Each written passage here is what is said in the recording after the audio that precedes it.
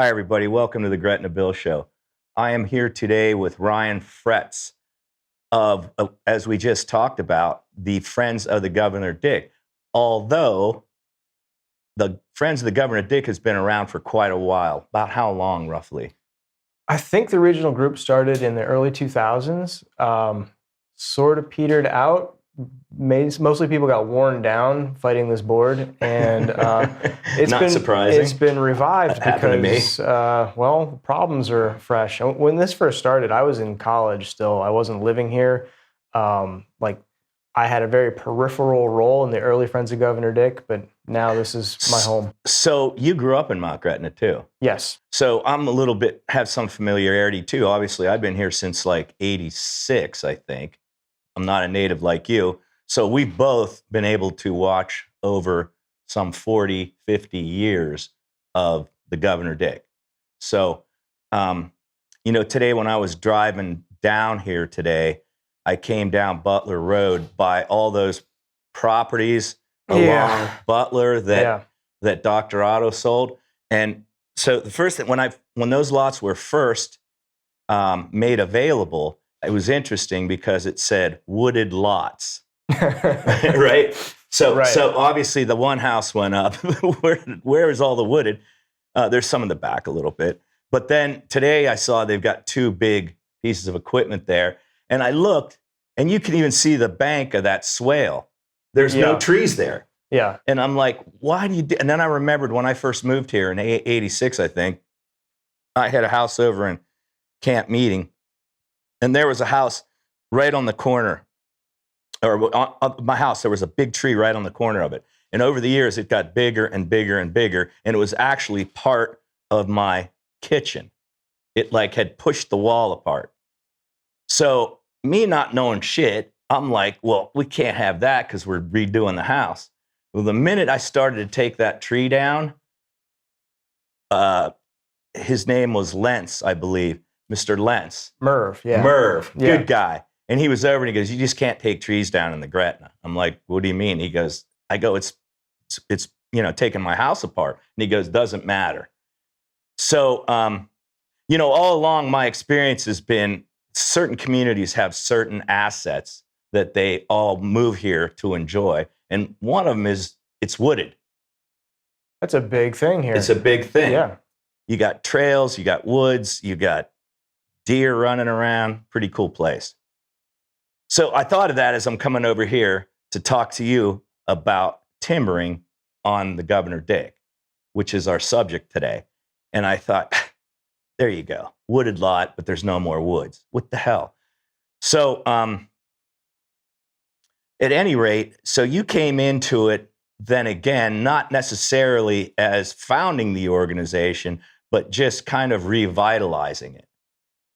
Yeah, we thought that we ought to just pick up the name of the former group, even though most of those people have since moved away and moved on. We do have some of the original members in our ranks now, but it made sense to pick up that name. They had created a website, and the current park, the Clarence Shock Memorial Park, they wanted Friends of Governor Dick to be their members group, but they couldn't do it because it still existed online from the original opposition group. So we thought it fitting to take that name. And so right now you're in the midst of creating a new website to keep us all informed of your point of view. Yes. Or your group's point of view. Yeah. We recently pulled in someone who's very tech savvy, and we're getting some help with a social media thing. My own profession, I'm a landscaper, I'm an artist, I work with dirt and rocks and sticks. The technology thing, it's not in my wheelhouse. So we're very fortunate to have someone who's stepping up, who really knows what they're doing. So the first thought is you have some different viewpoints on the timbering that's going on. And not only that's been going on, because I'm aware of it going on in 1985, and it's been going on all along. There were always different reasons given. And so right now, as we completed some timbering, Josh is going to be able to show some pictures of the befores and afters. And so you can't take back the after, But what you can do is look at some of the befores that are going to be timbered. Another 60 acres probably when? So the forester gave a talk. They had sort of like a public relations thing in early October where they walked us through what they'd done and what they're going to do. And he said, depending on the economic situation in the next 3 to 5 years, economic situation, because it really does come down to the finances, of course, that they would be taking another 60 acres. And that 60 acres will be sort of... They're going to pick up where they left off, like the end of the last cut and going towards Mount Gretna Heights. And I think they're going to leapfrog over the new Trail 9 area, which I guess would make sense because that was the area the Donegal School District had logged back in, I think it was 1997. Yeah, so to be clear, the original land was put together as a land trust and a deed with a whole bunch of restrictions by Clarence Schock, one of the founding fathers of Psycho Oil. And then as he passed on, he passed the trusteeship of the land onto Donegal School District.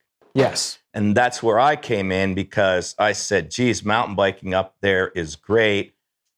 And I'd love to have an event, a race of sorts.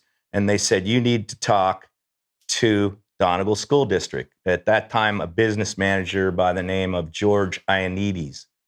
And so I went to him, proposed my idea, said it can't be a commercial event, no problem. I'll make sure all the money gets given back in the form of, and also I'll take care of the trails afterwards. We had huge amounts of people coming up the following Saturday, met at the Hideaway, went out and did all kind of trail maintenance. So back then it was the Donegal School District. And what happened was during that period of time, the then state senator, Chip Brightbill, noticed that they were taking huge amounts of timbering revenue out of the county of Lebanon. So he filed a lawsuit and he said, hey, you can't take all that money out of there without giving us our cut. And so then they said, oh, geez, you can't do that because we're broke anyway. And, Donegal School District was actually using that timbering money to fund into their operating budget. So it was by no means for environmental reasons. It was strictly for economic reasons. Right. Okay. So then miraculously, the lawsuits are dropped. And all of a sudden that you had a joint trustee management committee of 3 people from Lebanon County and 3 people from supposedly the remnants of the Donegal School District Management Group. Okay, is that the way you understand it to happen? It wasn't the Donegal, but the Clarence Schock had also set up an educational foundation, and it was the Schock Foundation, and the people that were associated with that were also associated with the Sitco Oil. That's where Frank Eichler comes in. Got it. So then at that time, Frank Eichler became the president, and Dave Eichler became the vice president or a member. And then I said, well, I would like to be on the board because I see in the bylaws that you switch every 2 or 3 years the composition of the board. Seemed fair to me. Right. But then I realized, as I, of course, turned in my application, and here it is, of course, that wasn't going to happen. And then I began to notice that all the new officers or new members of the board were always chosen behind closed doors. Is that not correct? Yeah, and the new members are often the original existing members recycled. Some of those people have been on the board since the 90s and continue to be on that board. Right, and they have quite an influence over who they pick and how things are going to go. Completely. So anyway, that's one of my problems with that, because whenever you have the same group, they would never select me to be on the group, and they would never select you to be on the group. No, they wouldn't. Because we have differing points of view. So, and that's what we're here talking about. So what is your current point of view relative to the timbering? It's bad. I mean, the reason they're doing it is to bankroll their operations. They sell Their operations being the environmental center. They have the environmental center, and there are other projects going on. They apply for grants. One thing that's in the works, they're going to put security lighting up at the tower. They're going to run electricity up and put floodlights all around the tower. I think they're going to get a significant amount of money from a grant for that. But they do as much as they can with as much money as they get. They'll just keep spending. They justify the whole operation by saying it's good for the health of the forest. And they have to do that because the deed of the park says that you can't make any profit off the land. So the money they make is a byproduct of their helping the forest.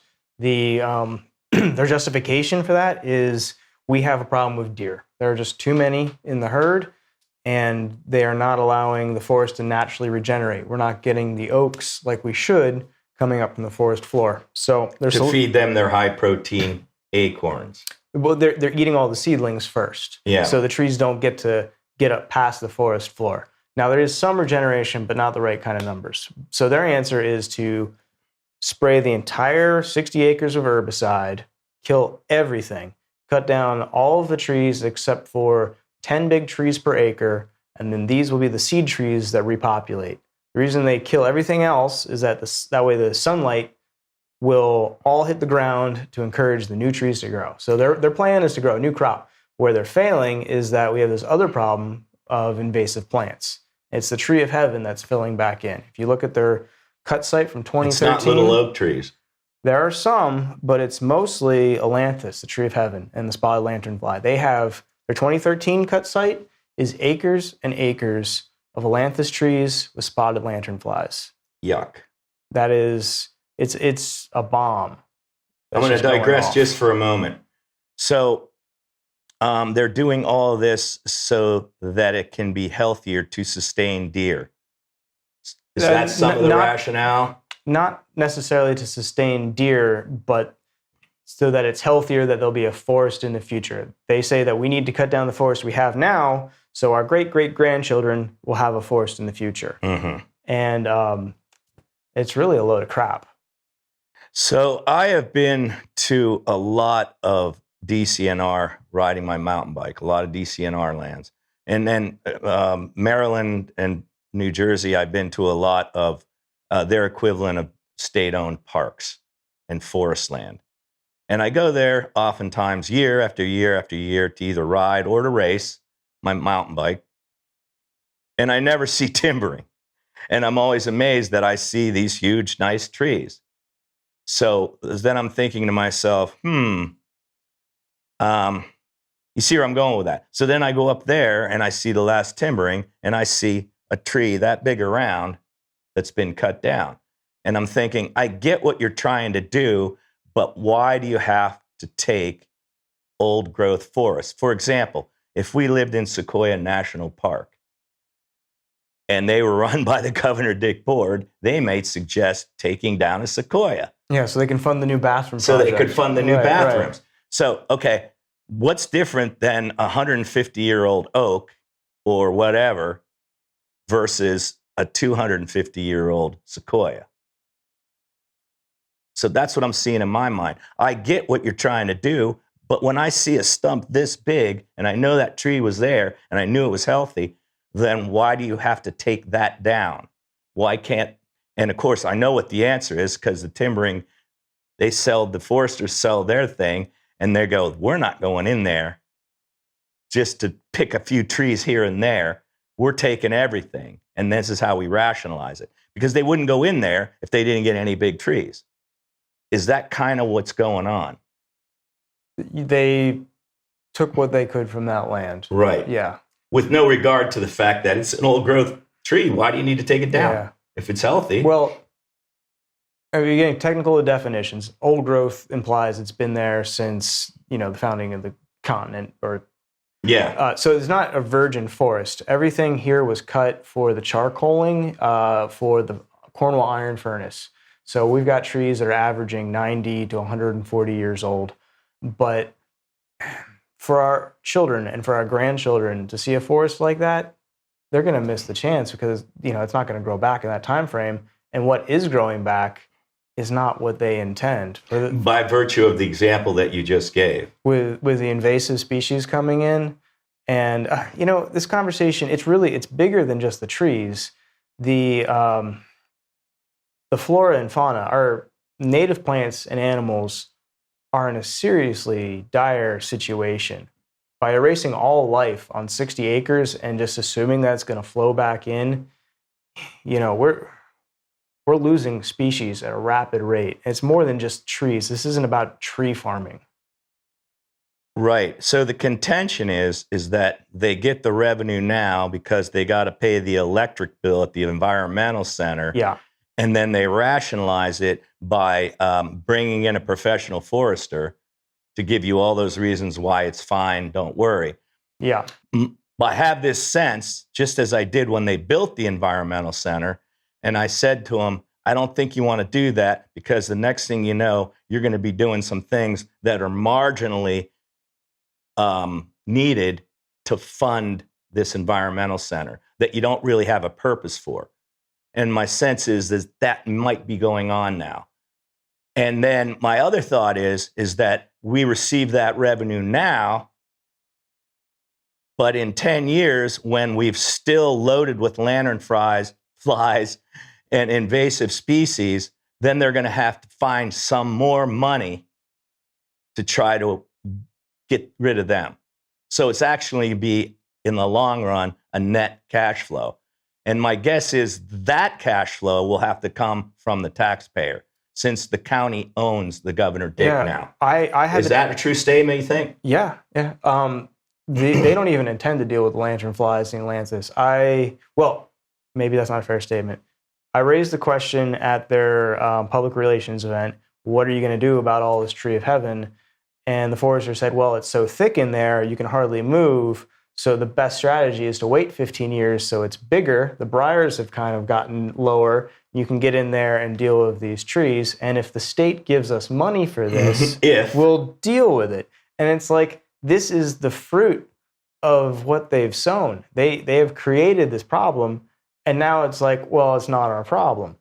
And they're continuing to do this. And I've got pictures of the little ailanthus trees sprouting up where they just cut this year. Wow, it's that already fast. started. Yeah, they're on the ground. The little tree of heaven. It thrives in disturbed soil. Like, these are new problems. The invasive plants are really, this is a problem that's ramping up and it's getting worse. And it's not like the foresting company says, oh, thank you, we did this properly, like you instructed us to. Thank you. Here is your revenue. We'll see you later. And then you call them 2-3 years later and going, hey, we've got invasive species problems where you timbered. And they go, geez, I'm sorry to hear that. Yeah, it'll cost you this much more money to remove that shit. Isn't that the way it rolls? Kind of. I mean, it's this, the forester who, they've had the same forester the entire time. This guy, Barry, with Forest Regeneration Services. How's that for an Orwellian name? Yeah. So Barry, very nice Orwellian. He's the one that came up with the whole plan that says your forest is sick and here's the remedy. And for 20-some years now, he's been administering the solution and making the funds off without a second or third opinion. Yeah, in a lot of cases. He's been every time I've been associated with those meetings or heard what went on, it was always the same forester. Yeah. And hired by the same board members. Hired by the same board members that have been there for 25 years. Yeah. I mean, there's been some turnover, but not a lot. The newest member, you brought him up earlier, is the former Senator Chip Brightbill. Chip Brightbill. Chip Brightbill. Yeah. So, okay. So, I love finally that the Governor Dick is working with Tim Finn and the mountain biking committee with Nathan, et cetera. And, in the past, there's been some other good committees for mountain biking, Matt and Desiree and, Brad Ditzler and all these folks. And then I was always, and before that, the guy who worked with me on this report, his name escapes me. But my point is that it's been through a lot of constantly begging, kind of, can we please have a mountain bike trail here? And please don't piss off the Governor Dick Bill any more than you already have. Keep your mouth to yourself. And so I did. And then when I did that, we actually got more mountain biking trails. So I quit, I'm like, I'm staying away from this as long as we get more trails. But in the beginning, they resisted that totally. They were just, I don't want you guys up there, period. And so, it reminds me of a situation where you got to almost beg to go up there. And in that point, I did at one point, went to Benetech Associates in 1999. And here's the full report. The other new member of the board is from Lebanon Valley College, I understand. This report is part of their library. I wonder if he might be able to research that and present that to the board. Because when I presented it to the board, it just disappeared. And so I paid Benetech Associates a lot of money to do this. And the title of this is The Determination of Mountain Biking as an Appropriate Use for the Governor Dick Property. And the reason why I used Benetech at the time, because they were the official soil and erosion control consultants for Lebanon County. So they already had surveyed the land and done things. And then we produced this report. And of course, in this report, it's got maps, it's got trails. Even there, you can see that we did run a mountain bike race there out of Pinch Pond. And it talks about how much money we're going to give back, and that we're going to have, here's the permission reports. And then it's also my letters to George Ioannidis, and then also proposed, signs to use, multiple use. And Nature Watch, everybody was watching what we were doing in the community. There were little the youth was there. They were doing biological studies. So anyway, it's all here. It's all technical with maps and everything. So my point is that when we started a mountain bike up there in the early 90s, we all were aware that we were the new kids on the block, and that we wanted to make sure we went by the book whenever we could. So this was my attempt to say, hey, look, we looked at the guys that are the soil and erosion control specialists for Lebanon County soil. And so we went to them and asked them to say, are we damaging anything? Or is there anything that we can do better? And they said, no, you're good. The impact is similar to a 150-pound person in a Vibram-soled shoe. So we had to go through all that. And then they came back to me and said, yeah, but the deed calls for no mechanized vehicles. And I said, well, isn't a mechanized vehicle to prevent the small narrow gauge railroad bed from ever going up there again? And also, it would seem to me he didn't want commercial timbering equipment on there. That would seem like the mechanized vehicle he doesn't want. It doesn't seem like a bicycle. And then there's even pictures of Amish kids during Clarence Shock's tenure, when he was still alive, of little Amish kids riding their bike up the gravel road and visiting in the tower in like 59. I got pictures of that. So he was aware of that. So then I come to find out, as I asked you the other day at the soup cook-off, I go, how the hell do they consider a bicycle a mechanized vehicle but not timbering equipment? And you gave me a good answer, which was? Well, there's a clause in that deed that says, kind of more or less gives the board carte blanche. Just like if the board determines in the business of the board to allow a vehicle. In fact, I've been on the receiving end of that. I helped put up bird boxes. We drove, got to go through the gate, took a vehicle up top of the hill, and we put up owl boxes on posts. No, You know, cool. so it was like it was an approved thing. You can take your vehicle up. So they kind of have some leeway to allow this or that at their discretion. This forestry propaganda event, the forester said that their logging equipment has the same PSI impact on the ground as a human footprint. However, and you can there are pictures. However, as of this report, they said a mountain bike does not have the same impact as a man walking with a Vibram-soled shoe. So therein, what we have here is kind of a closed system. They approve what they want to approve. Correct. And it's not needs. like it's open. It's not. Would you say it's a democratic organization or not a democratic organization? I would say it's not a democratic organization. It's kind of my feeling too. And again, I am treading on thin ice because I really enjoy the trails that we have there. And this is not disrespecting that.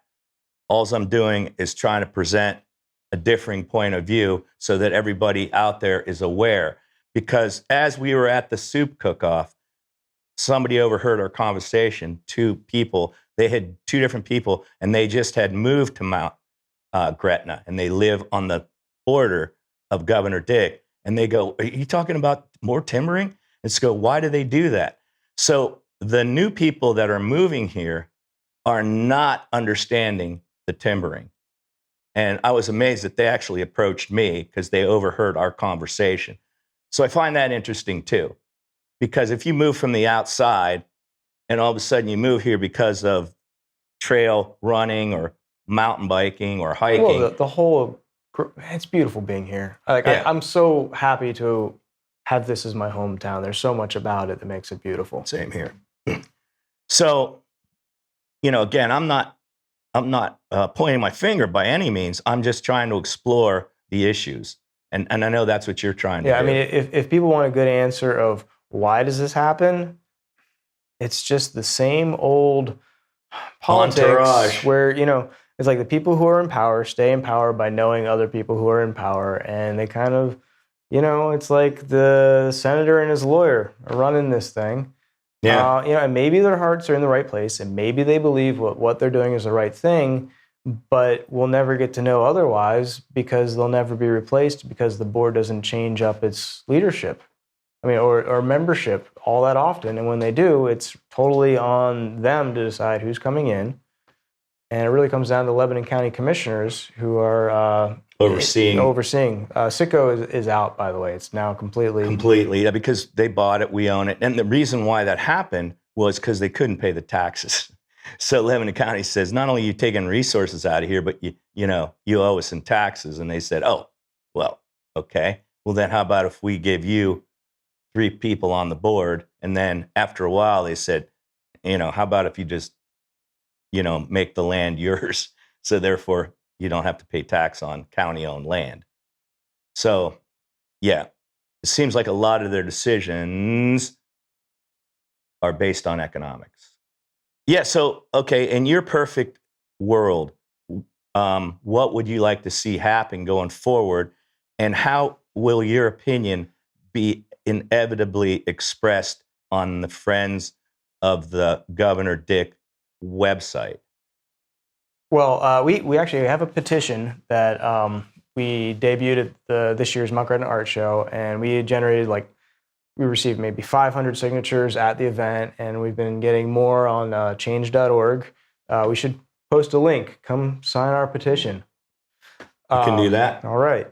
So we're calling for a number of things in this petition. We want the county commissioners to review what's been going on, get an independent person to evaluate whether or not what's happening is actually good for the environment, like what's being called for, examine the no-bid contract relationship they've had with this forester, and we want to see change up in the lineup of the board, including people who represent the users of the park, and how about some people who aren't old white men? Yeah. So, but ultimately, my vision, the real thing, the most important thing that I want to see is just that they would stop cutting the trees for revenue. If they need revenue, there are more creative ways to make it happen. And I'd love to be a part of it. I mean, I love this place. I think we could figure it out. We all do. I think we talked about that too at the cook-off. We said so many people came up and heard about our situation and heard about what we were going to do on this podcast. And they go, well, I'd buy a permit. I'd, buy a permit for 30, 40, 50 bucks, whatever, put it on my car or, have it on like a hunting tag whenever I'm up there enjoying it. That's a way to the other thing I thought, that's one way to raise revenue.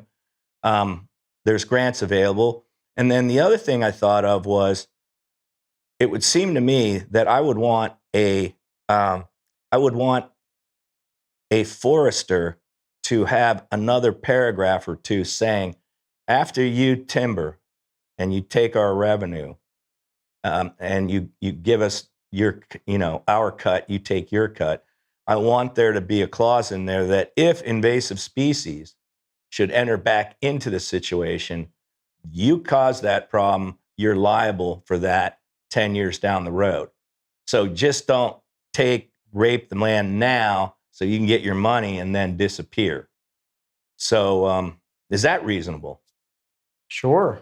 Yeah. Like the way they're looking at it now, it's like, well, gee, look at this problem that sprung up. Huh. Not in our contract. You got to do something about it. Right. I mean, then we need more revenue. Apparently they're aware of it, and that's as far as it goes. They're causing a real problem. I mean, there's so much to an ecosystem beyond just trees. The trees are this key piece of the whole thing, but there's so much life in the forest that, and they sprayed it all with Roundup from 20 feet up to the ground level, killed everything. So let's get this straight. All these lawsuits circulating the globe about Roundup. Non-Hodgkin's lymphoma, yeah. Correct. It's all over the place, right? Mm-hmm. Yet, they're using Roundup. They're using Roundup and one other herbicide. It was Oust. It was Roundup Pro Concentrate. It's something that's stronger than what you or I could purchase. And Oust XP is a pre-emergent that will kill any seeds that want to germinate in the ground for about a year's time. Why don't deer eat these sprouts? They don't like them. The invasive species typically are not favored by native animals. Right. And that's a problem this is getting maybe a little off topic. I'm a landscaper. I deal with gardens. The things that we buy at garden centers, we're destroying our local nature by giving them plants they can't eat. Like if we don't have caterpillars being generated, we don't have food for the birds. Therefore, you're not seeing birds in suburbia anymore because they don't have a food source. It's kind of the same story in the forest. When you get these invasives moving in, it shuts out our nature. So deer really love acorns. It's one of their best protein sources, correct? Yes. So during these timberings over the years, how many oak trees do you think have been removed?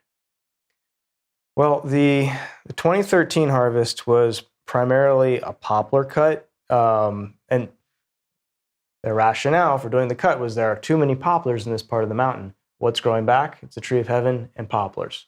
So this current cut that they just did, it was, I'd say, without hard numbers, but by looking at it, and I was looking at it a lot, I was up through that cut site constantly while they were working. It was mostly oak trees. I mean, it was thousands of trees. And it's not just the timber trees. That's a huge amount of protein source for deer. It's not just the small trees that not just the big trees. They cut down all the saplings. Anything, like they're saying there won't be trees to fill back in the canopy. When these big trees get too mature and die, there'll be nothing to follow them because the deer ate all the babies. Meanwhile, they're cutting down the trees that are 20 feet tall. It's just a smack in the face of their whole premise. So, yeah, the deer need the acorns, the turkey need the acorns, but more than that, oak trees support something like 700 different species of life. It's way bigger than just the deer. It's also a preferable tree to sell on the open market. So it is hugely profitable. when they give their spiel, the foresters, they're thinking, I know what they're doing. They're looking through and go, how many? The boss sits down and goes, how many oaks were in there?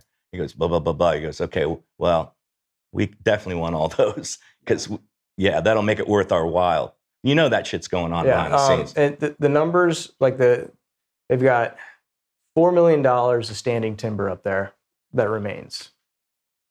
That's kind of the perspective. We got $4 million we're sitting on. We'll use it as we need it. You know, if they have to do this it's been since 2013 they did this last time. Next time is slated for 3 to 5 years from now. How many times do they do this till everything is just forest in succession, just like bean sprouts? That, you know, we're losing something beautiful. I'm always questioning, it'll be good for our grandchildren. It's like, hold on. I want it good for me right now. And my own children. And your children. It'll be good for our great-grandchildren. Don't worry, Ryan. In 100 years, it'll be all right. And you're like, yeah, but I won't be here. I won't give a shit. I want it now to be all right. Yeah. I don't care what you got to do, but I don't want to have to wait. And honestly, what they're trying to achieve with this money, do we need what they've done? There are some nice things that happen at that Ed Center. Like, I don't want to just completely disparage all of their programs. You know, there's some good stuff, but we don't need it like we need that forest. Agreed. Yeah, so, you know, again, they've been really cooperating with the mountain biking committee, and that couldn't make me happier. And not only me, but so many people. This is the prime recreation area. Certain things happened over COVID that was a little bit stressful for me. So everybody was riding on Governor Dick. There was no place else to exercise. And so they got a lot more people on the trails. So instead of trying to accommodate that, odd and even, or sell a permit or something, they said, we're just going to close the trails down in the middle of COVID. And I'm like, this is what I'm talking about. This is not necessarily management for the people's land. This is management for some other purpose. These guys are disconnected. They're not Right. part of this community that's using the park. Well, and the other thing you've told me so many times, and I've met this, and whenever you do present some alternate points of view, you're more than often met with face-to-face intimidation. That's happened to you, and it's happened to me. It's like, listen here, young man, you don't understand. Let me explain how the world works, and let me explain about how finances happen in the real world. Yes. And you don't know anything about that, so your opinion doesn't count. Yeah. I mean, That's a tough nut to get over, man. When I first got into this, because it was a real problem, I was in my 20s. I was still a college kid, and, you know, I didn't have a leg to stand on. You know, maybe I knew people, and honestly, I had a printout of their stewardship plan, and I went door to door to my old neighbors and said, this is going to be the forest behind your home one day. And now we're there. What kind of a response did you get from the community when you did that?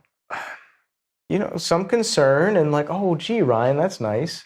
Or that's terrible, whatever. You know, just like people were concerned, but, you know, it was a different time. Like now we have the ability to communicate. I was making signs, like doing a little bit of like guerrilla art. Cool. I brought you're in an artist. the Lorax became my avatar, you know, because I mean, I'm a big Dr. Seuss fan. And like that story as a child awakened my own environmental consciousness. And I was making the image of the Lorax and putting them up with like clever rhyming words related to what was going on. And somehow in my artist brain, I thought, this is going to get the word out. You know, it sounds brilliant. And I would agree. You know, and I did a lot of that. And this is, you know, going back to like the early 2000s. And then again, like 2013 harvest, I was, you know, making, so I'm sure the people who worked at the Ed Center were tired of having to go and take lower axes off of trees because I'd go up high enough that it would be a nuisance to get up there and take them back down. But I don't know that really got the message out the way it needed to be put out. This is before the time of social media. Maybe it existed in 2013, but I certainly wasn't on it. If you've ever gone to a Governor Dick meeting on Thursday nights, it makes my blood pressure go through the Yeah. roof. And Yeah. it's just, there's certain places, like when I go into a doctor's office, my blood pressure goes up just when I look at the white, coats of a doctor or a nurse. So I've never been to like a calm, cool, laid back Governor Dick meeting ever. There's always that tension as soon as you walk in the door, because they know that most of the people that coming in there have something to say that's not coincident with the board's deal. And you can feel that right away. And then whenever you do raise your hand and say something which you think is poignant, you get 3 minutes. You get 3 minutes, only 3 minutes, son. And then you get usually somebody quick rebutting it, and then or no answer. And then when you go outside, somebody's likely to say, "I talked to you." And somebody's likely to get in your face and go, "This is why you don't ask these questions, because we've already got it figured out." I hate to be that blunt, but you and I both kind of felt that. Is that correct? Yeah. Without throwing anybody under the bus, that's what happens. You don't get an answer. Mm-hmm. Maybe after the meeting's over, off the record, somebody will come up to you and give you sort of a in-your-face riot act. Yeah, and that's happened to you, right? These are public meetings, and they'll do their little theater for the public meeting, and then they'll have executive session. Not every time, but they'll have executive session, and I think that's when real decisions are made. And yeah, if they need to, they'll come and correct you outside of the meeting. That is not a comfortable feeling. Tell me about it.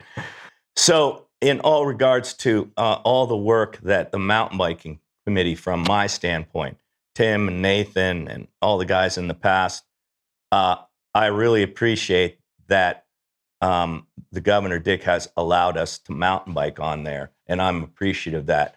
But it's been a fight, man. It's been a struggle. And as I said during the COVID thing, the minute it starts to get a little bit unorganized, we'll just cut mountain biking off.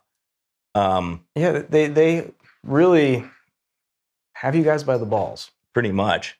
It's like, do as we say or else. Yeah. And I find that a little bit too intimidating for a democratic organization. And I know how much work goes into the things you guys do, the trail building and just the amount of effort. And for them to come back and say, well, we need this trail to be wide enough for utility vehicles now, or whatever they're going to throw at you. It's like, dance. Dance, or you'll never ride here again. Yeah. And I can say this with some degree of certainty, that I think mountain bikers are the most dominant user group. Probably. I mean, there's a lot of hikers, but the mountain bikers, you can have, 10 or 12 dudes riding there, every day. You may not see 10 or 12 hikers every day. And the other good thing is that the more mountain bikers there are, we always end up at the tower. And at the tower, if there's anybody screwing around with shit, then we see it and stop it. And in a lot of cases, some of the guys that used to be on the mountain bike committee, namely Jay Reed, they said, "Dude, we're reporting you." And they got those people arrested. So I always think of that when they talk about security cameras.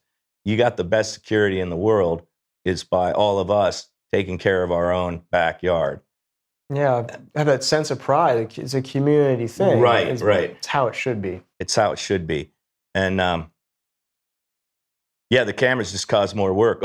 They got to watch the cameras. Then they got to find the guy. Then they got to go try to find him, and they then take it to the police department. So labor hour after labor hour after labor hour. Yeah, well, I think the Ranger enjoys all of that. Well, that's what I'm getting to. They bought him a snowmobile even. Right. Did you know that? So then now he has the ability to be super enforcer. And that costs a lot of money. Oh, wait, how do we fund that? Well, let's talk to our forestry guys and say, hey, how much revenue we're going to need to run the environmental center, all the people that we pay to watch over it, et cetera, et cetera. Well, it costs a big chunk of change. Yeah. No, I was at the last meeting, and he brought up the fact that his body armor was hitting the expiration date because there's a timeline on your tactical vest. So they're buying him a new tactical vest, out of the budget, just in case he needs it. I don't even know where to start with that, and I don't want to, again. Yeah, I don't want to. We could really go down. We don't want to become adversarial. Yeah, but I'm not so sure. I want somebody with a gun and body armor walking around the Governor Dick to begin with.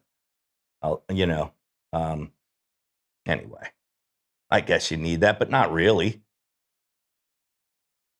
I remember early on, I tried to get into the heads of Psycho Oil and see what was going on, because I was up there during hunting season in the mid 90s when all this controversy was going down, and they said, you can't ride your bike there. Can only ride on. All right. That's when I had this report done. I said, no, it's fine. It's not eroding the trails. But up there, I found two deer head, right where they timbered lately, the last. And I was up on the mountain, and I found 2 deer head. So during that time, I was having Psycho Oil work on my boiler, because I was trying to, I was being super sleuth, And so I said, hey, how you guys doing, man? And they saw my mountain bikes in my garage, and they say, you ride? I said, yeah, I ride over Governor Dick a lot. They go, yeah, we love it over there. Our boss said that if we keep it under the radar, we can hunt over there. And then I found the deer heads. Now, again, so that was then in the 90s. That's not going on today.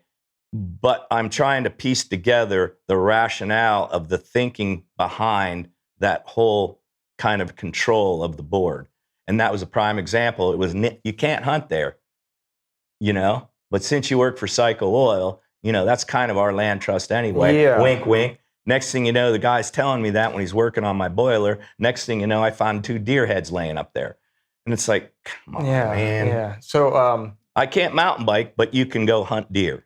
That the former president of the board, Frank Eichler,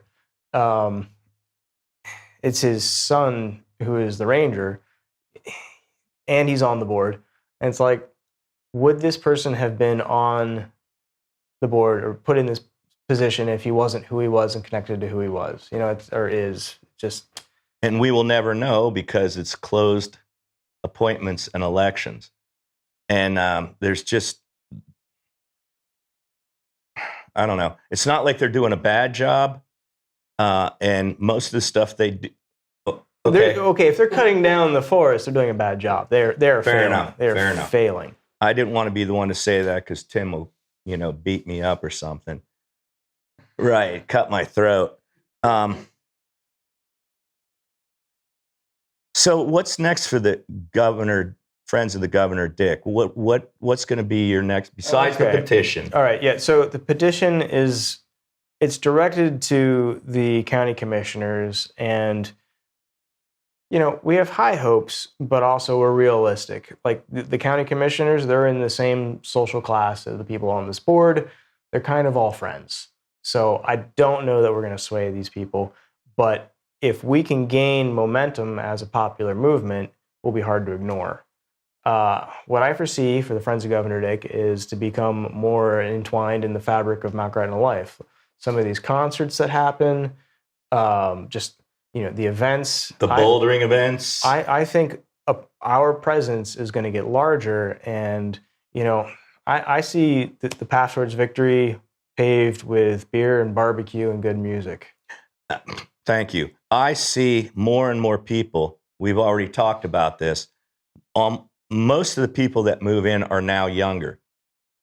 And most of them hike or run or mountain bike. And just look at the Timber Hills neighborhood. We've got 2 or 3 or 4 professional mountain bikers. And then there's the rest of us that are amateurs. And, we've been all over the world mountain biking. So it's not like we haven't seen properly managed mountain bike areas thriving both economically and trees still there. Like I ride French Creek, I ride Michaud, I ride a lot of these places every year, either race or whatever. I go down to Patapsco in Maryland, or I go to Fair Hill in Maryland. These are huge areas where we all ride mountain bike, horseback riding, and hiking, and everyone gets along. You just manage it properly. And the same trails I've ridden for over 20 years with the same trees surrounding me, the same trees. And so I think, geez, that's possible everywhere in the world except for Governor Dick. Something wrong here. I mean, it's not like it's a giant commercial timbering area. It's a freaking park. Not a terribly huge park either. And not a terribly huge park as parks go.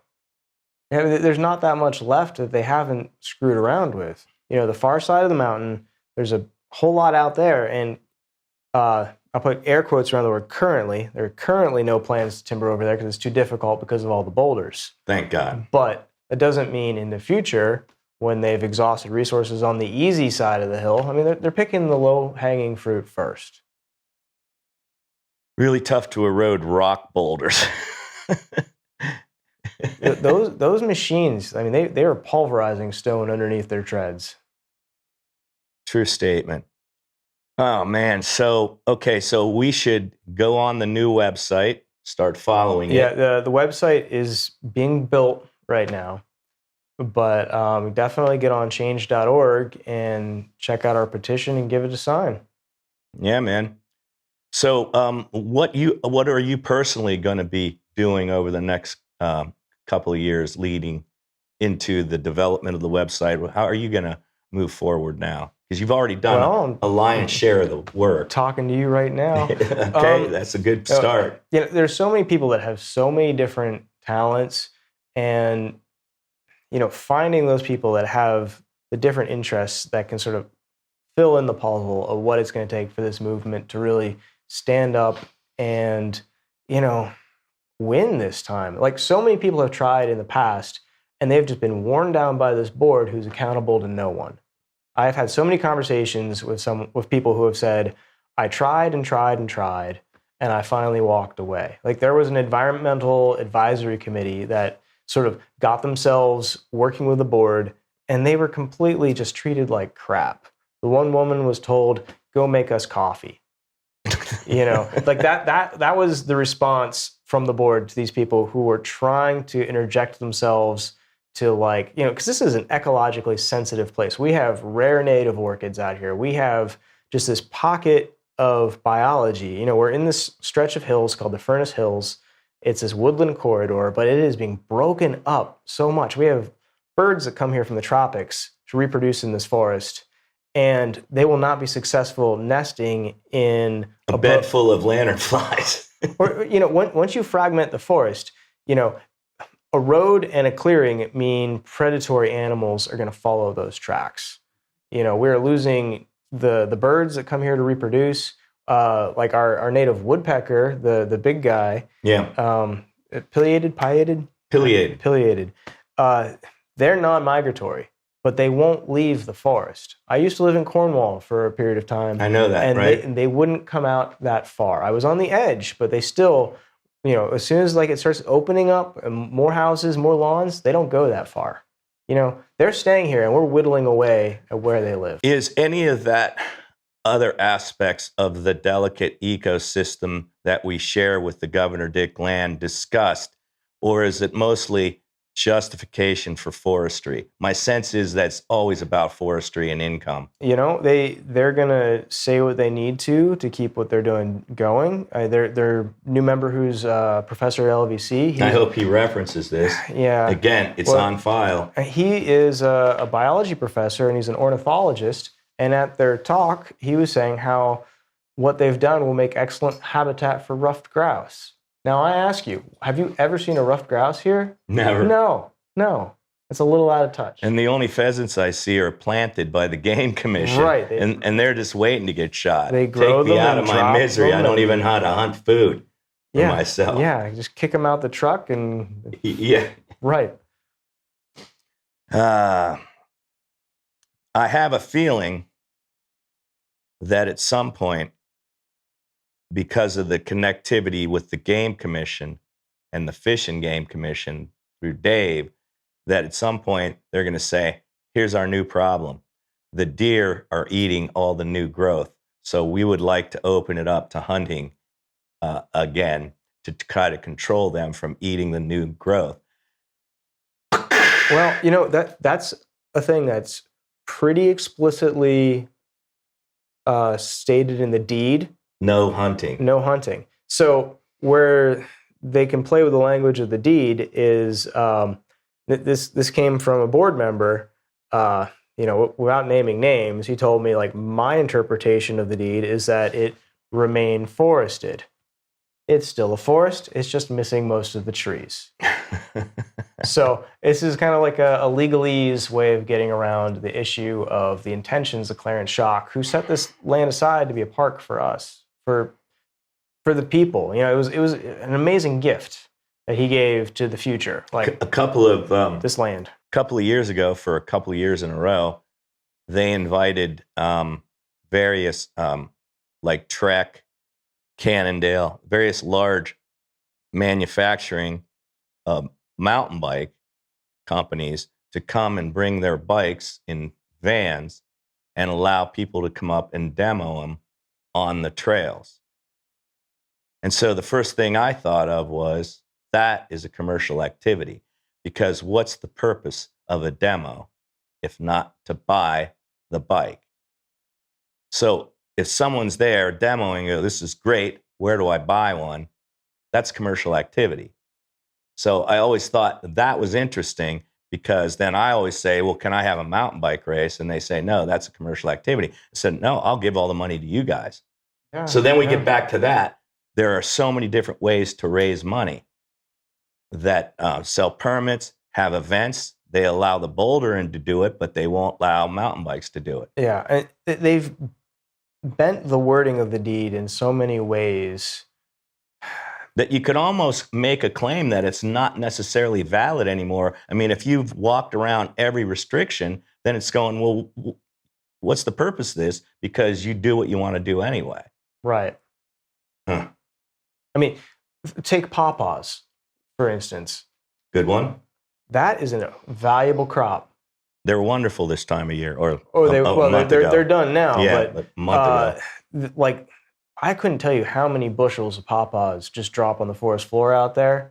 But if they were to try and do something with the pawpaw harvest or morel mushrooms, when they're in season, this is a hot spot. People come and search that forest and they get their morels. These are expensive items, but it's precluded by the deed to, you know, to act in ways of commerce. So they're doing it. You could sell a morel permit. You could sell a mountain biking permit. You could sell a bouldering permit. You could sell. There could be concerts. I mean, you could just open it up for donations. I know a lot of people would be happy to give. I was willing to leave a substantial amount of money if they would just open up more mountain biking trails, and nobody ever got back to me. I'm like, you kidding me? I'm going to give you, you know, plenty of cash. But I want to see, you know, guaranteed access forever.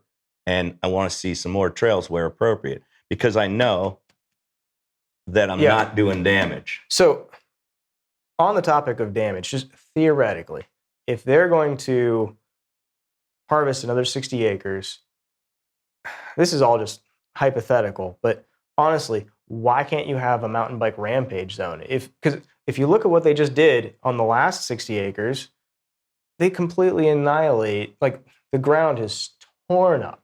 I mean, the ruts are 3 feet deep. They destroy the earth. If they're planning on doing that again, why do they even care? Why do they say don't go off trail to avoid a mud puddle? And then you look over here at the 60 acres and they have obliterated everything. And then it's like, but we healed it. And like, how did you heal it? Well, I put in this double gravel road that's all graded right up through the side of the mountain. There's probably 3 acres of compacted gravel now. Right. Yeah. So there was a trail, a single track, and there was trees. And now we have a gravel runway that goes up the side of the mountain. They had to get tractor trailers up and down that hill. I could see it from my house. Every morning, before sun, I'd see the equipment go up. Going up there. And all day for 4 months. You're like there drinking your coffee, looking, shaking your damn head. Oh, man. Yeah, chainsaws for 4 months, trees dropping. It was just 2 Amish guys that did most of the work.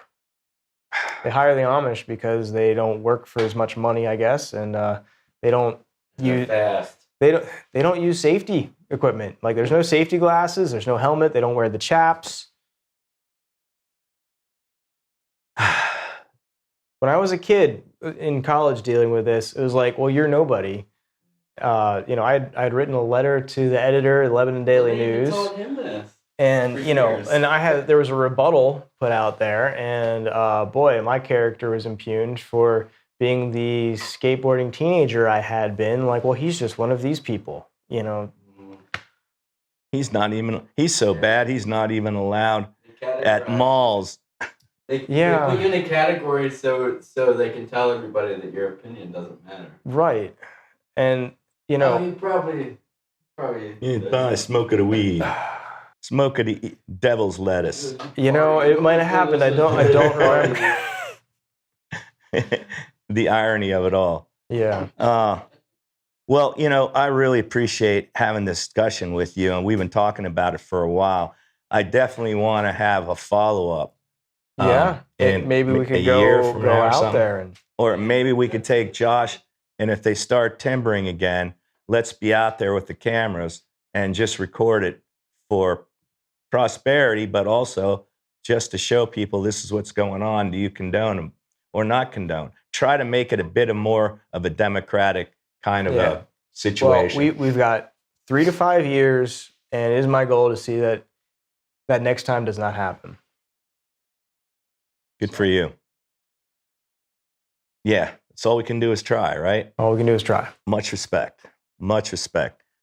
So, anybody got any parting words? And again, I just want to say that I don't think that we're necessarily disrespecting anybody on the board or in the board. They've done a lot of good things. And they all go there it's not like they call off work. They're there every day. They're trying to do a good job. Aubrey's up there doing a great job. I'm glad that Chip is there because he's an integral part of our community as well. But maybe it's time for some fresh blood and some fresh ideas. But then again, or at least allow for that. And stop this 3-minute shit with intimidation and all that. Have more meetings if you have to, but don't squeeze me into 3-minute time slot. Like, do I squeeze you into a 3-minute time slot? Yeah, I gave up on going to their meetings after 2013 because it just proved fruitless. And I've started going again just to know what they're up to. I gave up after 1999. And, the funny part was, every time I don't go, so then they wanted to start a mountain biking committee. So then, whether it's Brad Ditzler or whatever, good people getting on the committee. And I said, oh, yeah, I wonder how long you're going to last. And they just laugh and, oh, it's going pretty good. And then like 2 years later, so how's it going? I resigned. I can't work with those people. And then the next group would come in. Mm-hmm. And so that's why I don't want to discourage Tim. And I want to honor the work that he's done because he's done a lot of good stuff. And I continue to do what Tim tells me to do. And when we have work days, for the most part, if I can't make it, I made a lot of them. I haven't made all of them, but there's always 40, 50, 60 people. So, the mountain bike community I can speak for, and I know we've done a lot of good shit up there. Yeah. The core things that need to happen to keep that place open and functional could happen without them. Keeping the trails open, people will do that. And they used to do it all the time when Donegal was an absentee owner and didn't really do anything. There was snowmobiling was allowed there. Speaking of bending the rules for mechanized vehicles. So Cap, the time was the president of our local fire company. He's long gone, but he was head of that snowmobile club, and they would go up there with chainsaws and keep those trails open. It didn't cost anybody any money. And I rest my case. So there's been all kind of people doing a lot of the work for free, and that can continue. And, from the outsider, it looks like now all of a sudden they need to generate revenue because they have an environmental center, which again does a lot of good things. But Does it justify the loss of Does the it forest? justify it? Right. Yeah. Right. And that thing sits there idle except for their meetings. Then they have little things that happen. Yeah. So, and they do some good stuff. So they were going to originally build that because it allowed for the building. The deed said you can build a center to keep your equipment in and so on and so forth. And so they were going to build it where the Governor Dick is. They were going to build it on the top of the mountain, right? So I was like, I'm talking to Mike Arnold from PP&L or from MedEd, and I'm like, dude, how the hell do you run power all the way up there through those rocks to the top of the Governor Dick? He's like, no, wait. I told him that. It's way too expensive. So, well, they're going to do it now. But now they're going to do it so they can run the security cameras, which we already talked about. That's an incredible undertaking for what? So now we got to go find this kid. He looks like he's on a skateboard and he took off at midnight. So now all of a sudden you got the Cornwall police. You've got to review all the cameras. You got to take fingerprints. All of a sudden I'm going into an Arlo Guthrie. You ever hear that song? I mean, just to picture that place with big floodlights. Allison's restaurant. Yeah. And then they came with the cameras and the duh. I mean, big floodlights up in the middle of the forest. It's just kind of, like the way this county is being developed, the light pollution is intense already.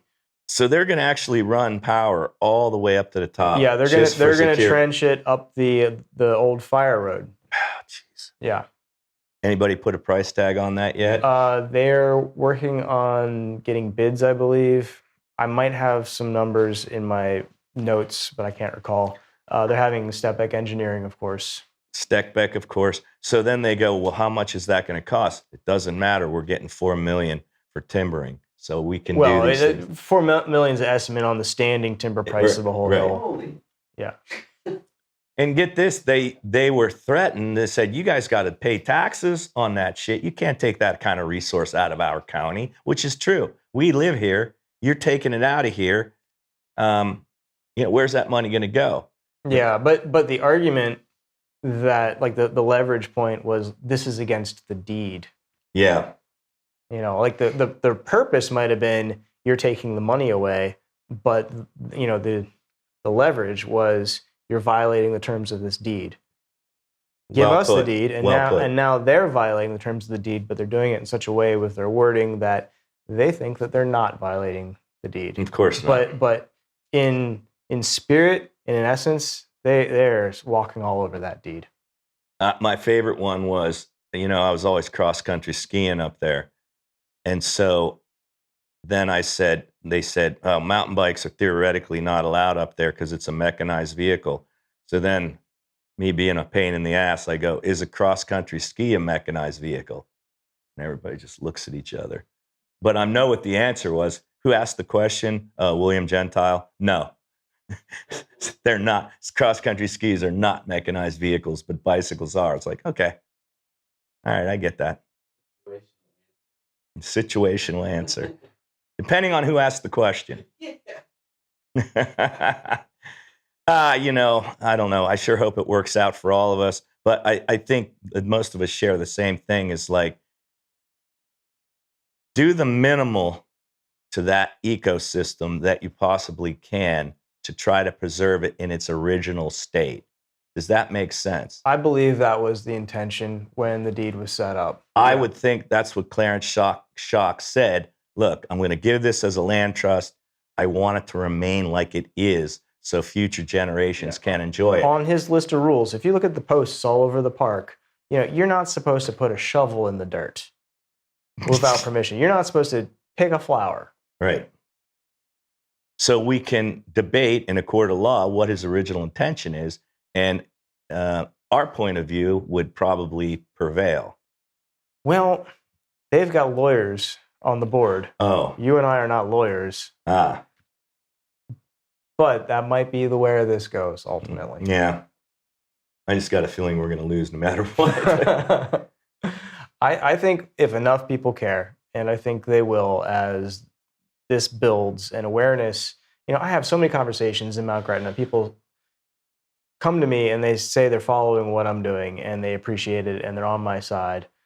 And I think as more of them step up and step out into the light with these opinions, I would think that at the end of the day, even though they may make their decisions the same, but to have the aspect or the dimension of a democracy where we're all aware of exactly what's going on instead of the 3-minute question, if we're more democratic in that, I think that we would all feel a lot better about the situation. So I think that needs to be straightened out, and hopefully it will. Maybe this podcast has something to do with it. My guess is it won't. But at least you got to tell your side of the story, and we'll see what kind of generates what kind of interest, and hopefully more people get involved and more people question. And if more people are questioning and going to the meetings, then they're going to have to come up with a more solid rationale than just income generation. And the other part of it is making the forest good in 100 years, which doesn't do any of us any good. Yeah. And if any of you want to get involved with the Friends of Governor Dick, if you feel you're already one of us, well, then you're one of us, and we can use your help. We're just pulling it together. We've had a small core of people strategizing on what we're going to do, but we're going to build this thing out, and we need you. Thanks. All right. Thanks out. Peace out. And always remember, long live, long rides. Hopefully on the Governor Dick.